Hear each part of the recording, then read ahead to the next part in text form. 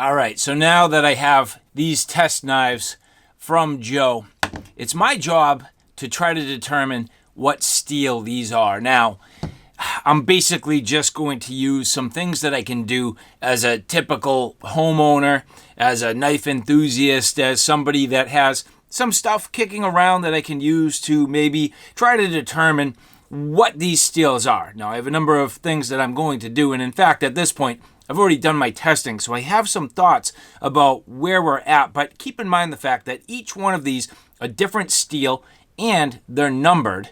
So here you can see Demko test number 1. All of these the same geometry, same size, pretty much same everything in terms of thickness, grind, the geometry, the overall size, everything about these testing out to be just about the exact same size. So I should be able to derive some conclusions with the tests that I'm going to run today. So again, this is number 1. Here we have number 2.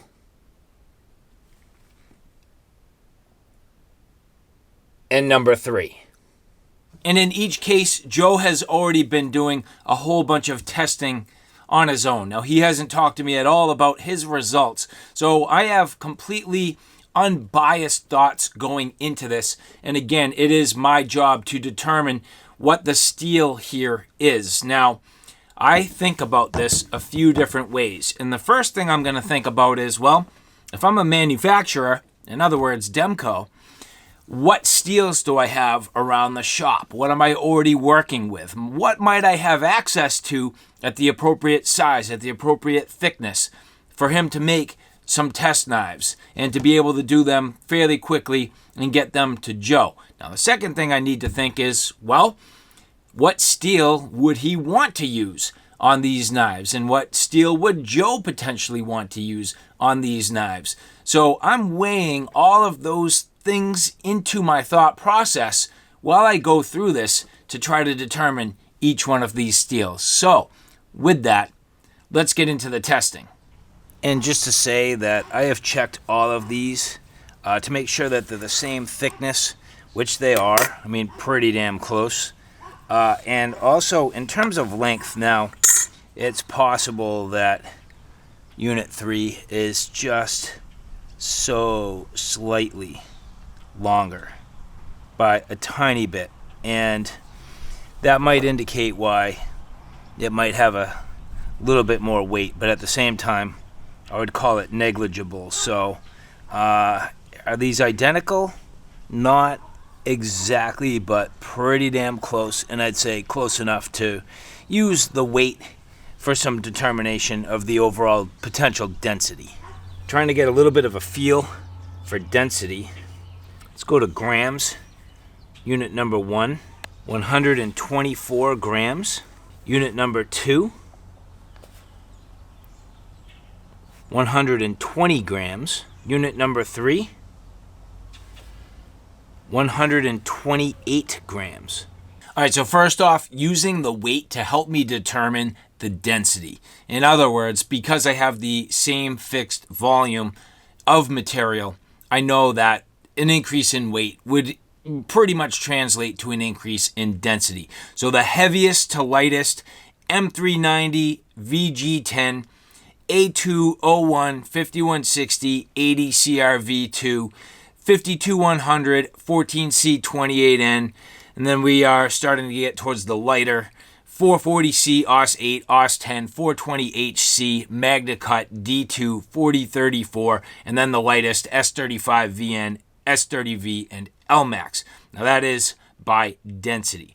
So in other words, I feel like unit number 1 falling right in the middle, unit number 2 being the lightest or least dense, and unit number 3 towards the top. So again, keeping track of each one of these things as we go, I'm going to add up sort of all of the totals at the end for where I think each one of these falls to help me draw a conclusion. But that's weight and density.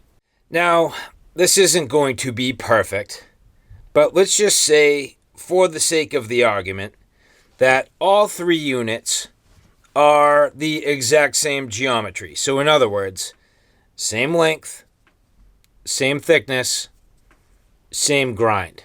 And I think at least we could go as far as to say they're pretty damn close. And on top of that, the handles are all inserted the exact same depth. So it's fairly controlled when you look at these.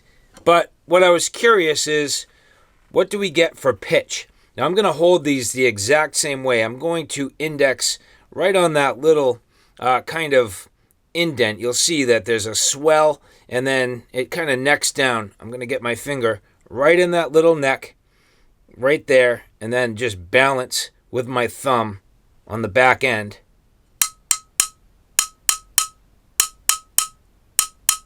Listen to that pitch.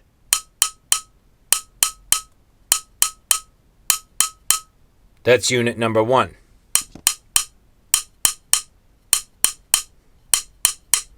Nothing. No resonance.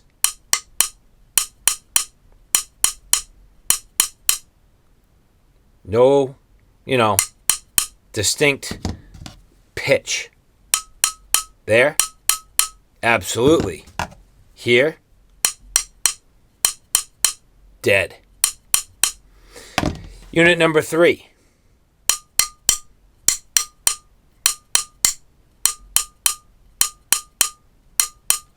Unit number 1. Unit number 3.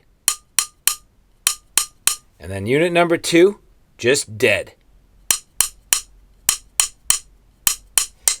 Very interesting. Now, is that speaking to the density of the steel? Possibly.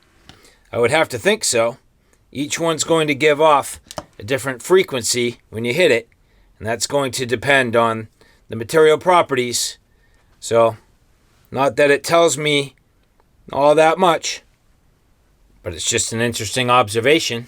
So when it comes down to pitch, again, controlled fashion, but there are some things worth measuring. First off, this is an indication of the stiffness of the material and a density issue, because a heavier material is going to vibrate more slowly.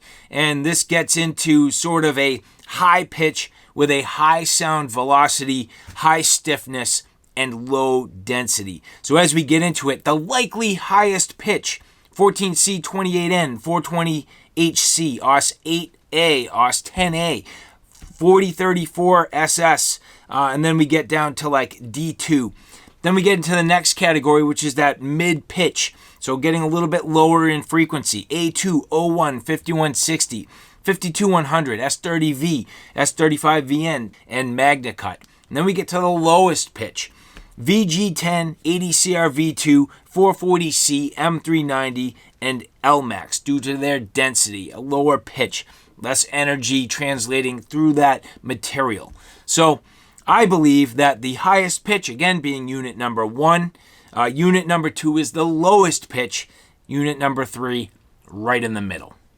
So in my opinion, if this is stainless, okay, so this is unit number 1. If this is stainless, even though it's right now, it's sticking to a magnet, so clearly it is magnetized. However, if it's stainless, it should hold less weight than something that's carbon steel. So right now, I've attached a weight to the bottom, and right now, I have a 100 gram weight.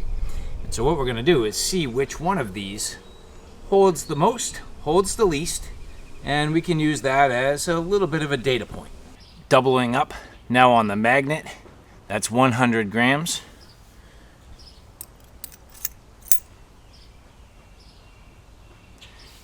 $200 grams,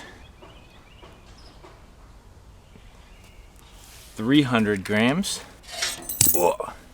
Fell off at application of 400, so that was unit number 3. Unit number 2, 100 grams, 200 grams, 300 grams, 400 grams, 500.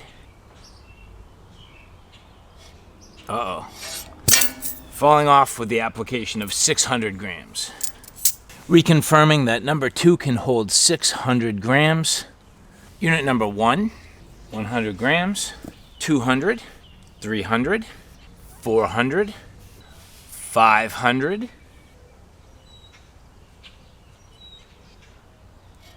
Ooh, 600, and it's holding.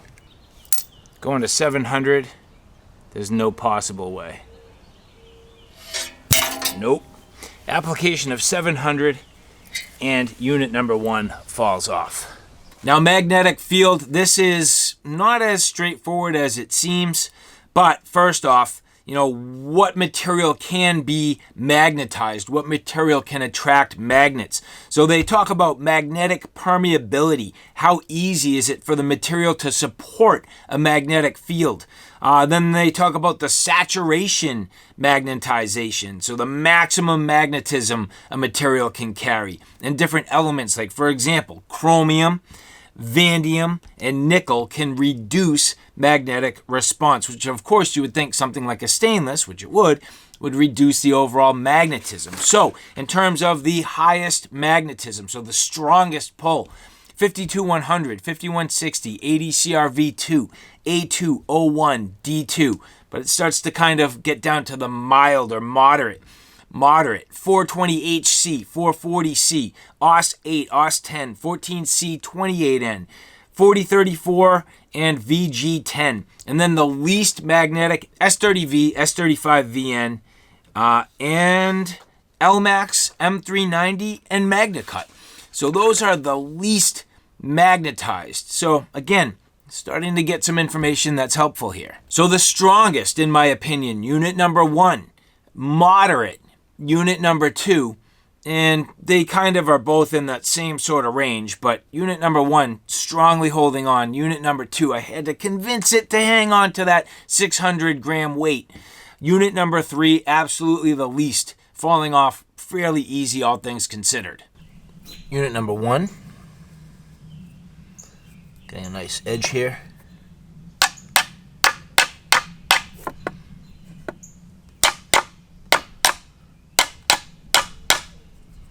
Got one spark. Oop, there's some. Hold on. So it's hard to see. But you can see I'm getting some sparks here.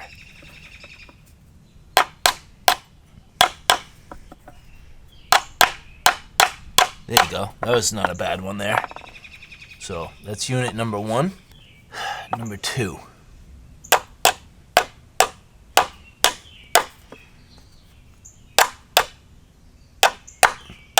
Again, very faint.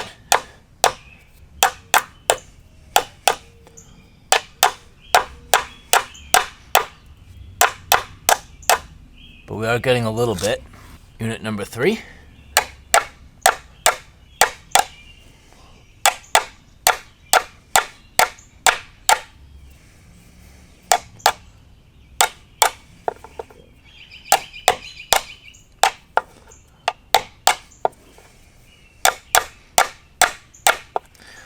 Getting a little bit there. Again, not a lot. So I would say all 3 behaving just about the same. Doing this one more time. Here, unit number 1.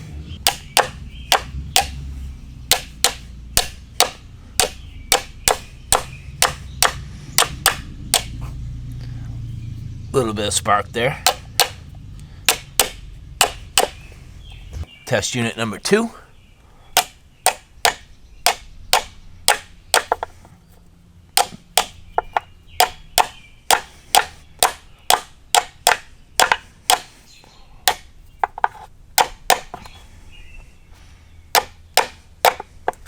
Maybe a little bit more, but not a lot more. And unit number 3.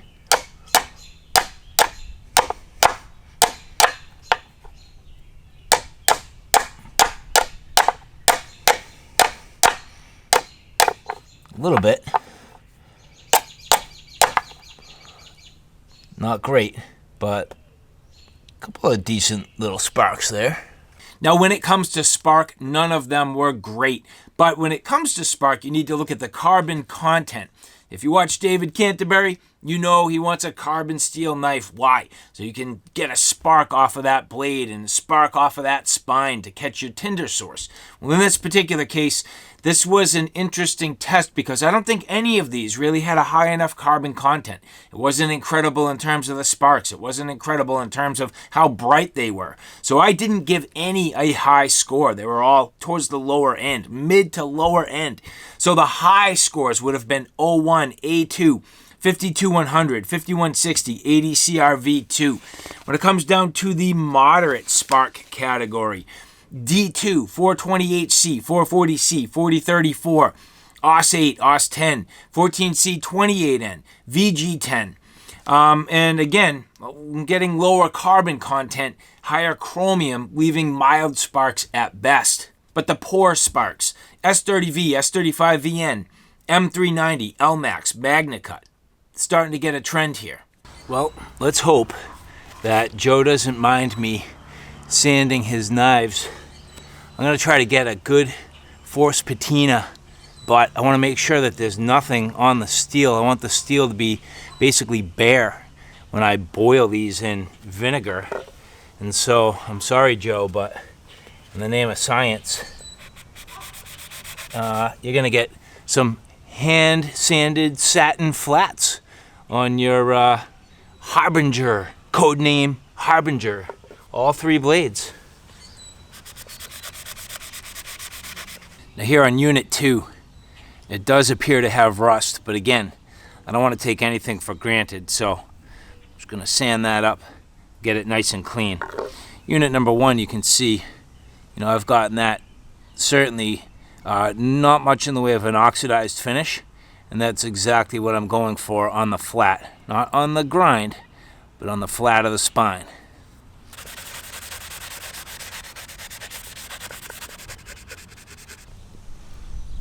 And again, not going crazy, but just enough to clean up any oxidizing that may already have taken place. In Unit 3, you can see how that already has that sort of dark, it's kind of like a medium gray. It's definitely a different color on the flat than it is on your grind.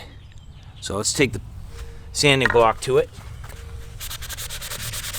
And if you see the difference, that should allow me to test a force patina really well without it being inhibited by any of the sacrificial oxidization that's already taken place. Here we have boiling distilled vinegar. So boiling white distilled vinegar. I'm going to get all 3 in there, all in at the same time. I'm just going to leave these and see what happens.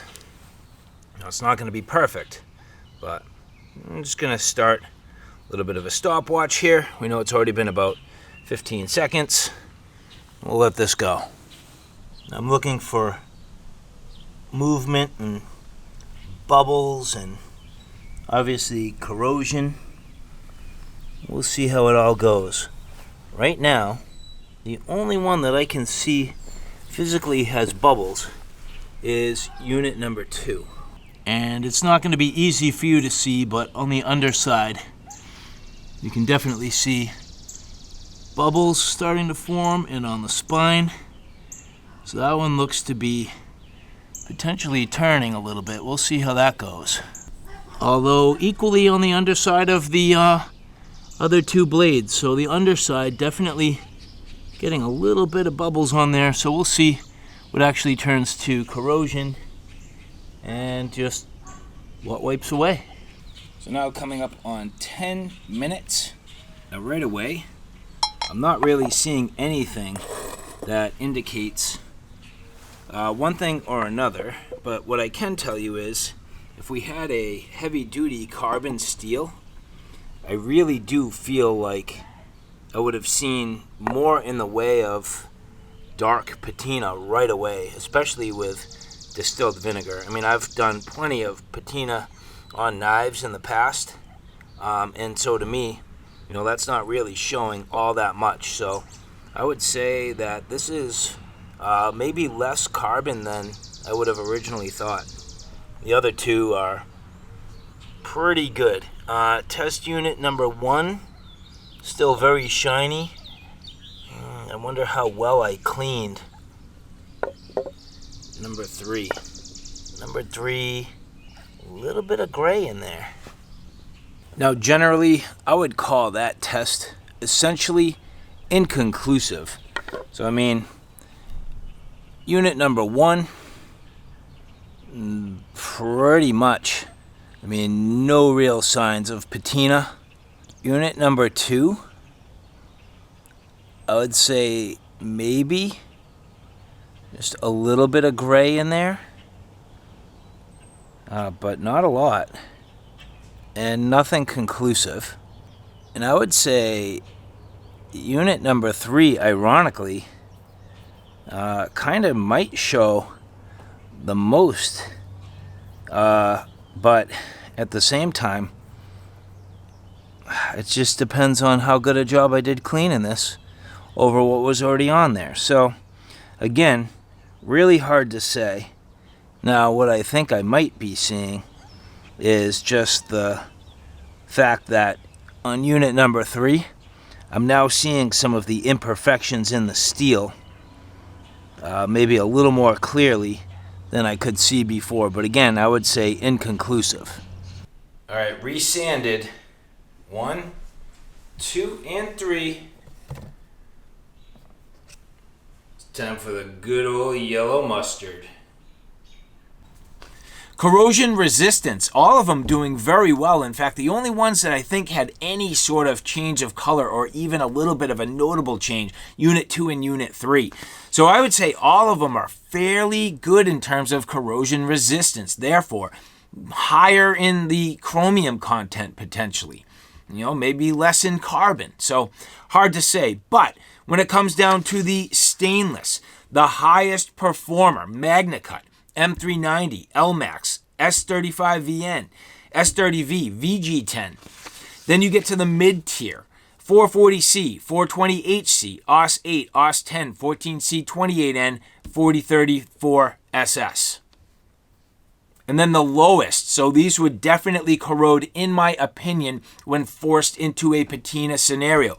52100, 5160, 80CRV2, 01A2, D2, which can be fairly stainless in my experience. I mean, fairly corrosion resistant. So I believe that unit number 1 likely falling somewhere, you know, maybe in that top tier to mid tier range. Unit number 3 also did pretty good, I'd say, in that mid tier range. And unit number 2 trending more carbon, just a little more, I believe. And again, this is just visual. I'm going by what I see and what my senses tell me. And then the final detail, which I did not talk about, I did not get images, and I haven't really covered or talked about at all, but I did notice some chatter, machining chatter on unit number 3.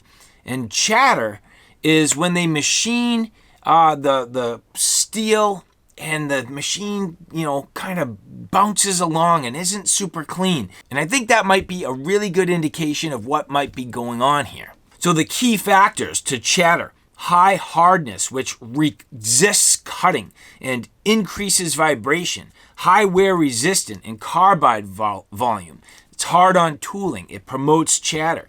Low toughness or stiffness, really flexing and vibration can amplify chatter. So in terms of the most prone to chatter, M390, LMAX, S30V, CPM S35VN, D2, MagnaCut. Moderate, so right in the middle, S35VN, VG10, 440C, OS10, 14C, 28N. And then the least prone to chatter, the best machinability, 420HC, 4034, OS8, 5160, 80CRV2, 01A2, and 52100. So, where do I think we land? Well, I would say definitely units 1 and 2 are on the low chatter side from what I can tell. And unit number 3, I'm thinking might be high chatter. And that's really tipping me off to where I think I got unit number 3 pinned down.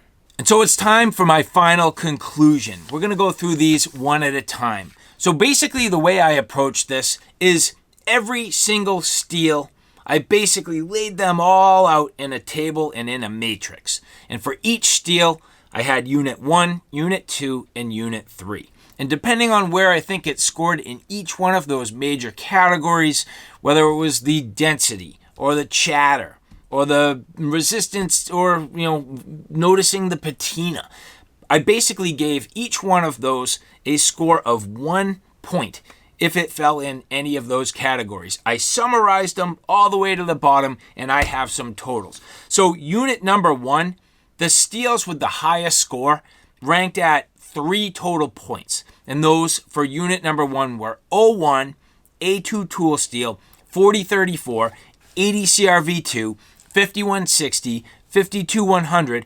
14C28N, OS 8A, and 420HC.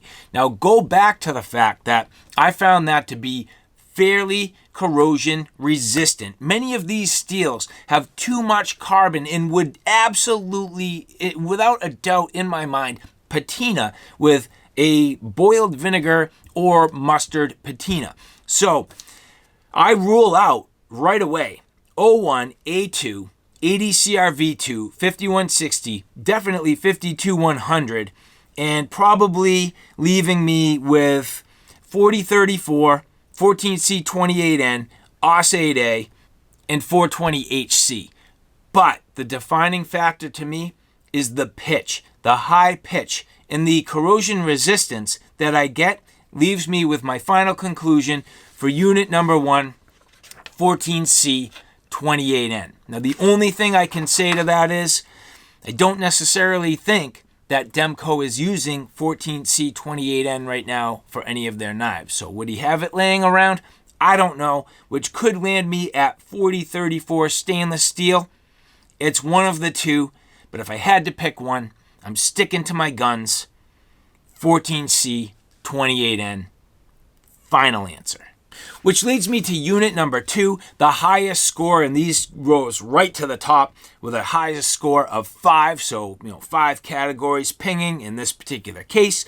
This leaves me with steel choices of 420HC, 440C, OS 8A, and 4034. Now I'm going to rule out 440C right away. Too much carbon.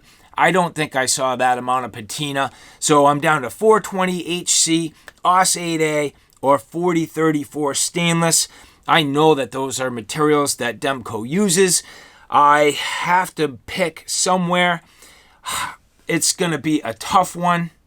Part of me really wants to say OS 8 because I think that's a great steel, but I also don't think that it's being regularly used right now. And the reason why, I don't know, OS 8A catches my attention because it's got the highest toughness of this group, but I can't help but stick to my guns, thinking like a manufacturer who has steel on hand.